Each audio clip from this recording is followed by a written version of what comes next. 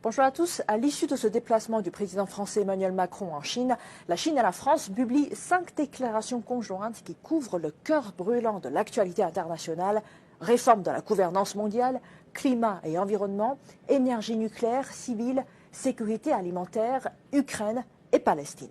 En clair, nous assistons à la reconfiguration du paysage géopolitique mondial. D'abord, la Chine et la France profitent du 80e anniversaire de l'ONU pour rappeler une évidence que certains voudraient oublier: le centre de gravité de l'ordre international reste la Charte des Nations Unies et non des clubs de valeurs à géométrie variable.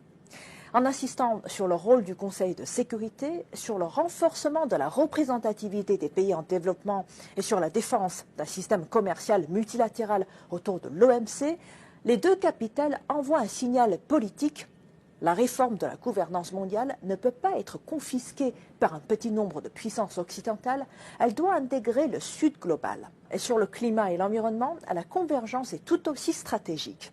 La Chine et la France réancrent leur coopération dans l'architecture juridique existante: 3 conventions de Rio, protocole de Kyoto, accord de Paris, cadre de Kunming-Montréal, et réaffirment un principe que le débat public tend parfois à diluer: la lutte contre le dérèglement climatique doit rester fondée sur la science et non sur l'idéologie ou l'instrumentalisation politique.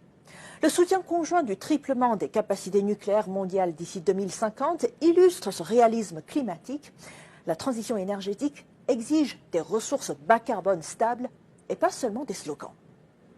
La déclaration sur le nucléaire civil va encore plus loin. Elle acte que malgré les tensions géopolitiques, deux grandes puissances, la Chine et la France, peuvent coopérer dans un secteur hautement sensible sur la base de la transparence, du respect et de la confiance mutuelle.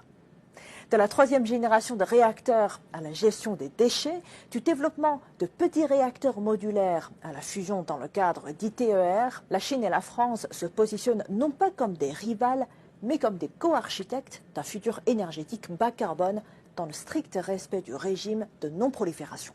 L'agriculture et l'alimentation donnent elles aussi une dimension très concrète à ce partenariat entre la Chine et la France.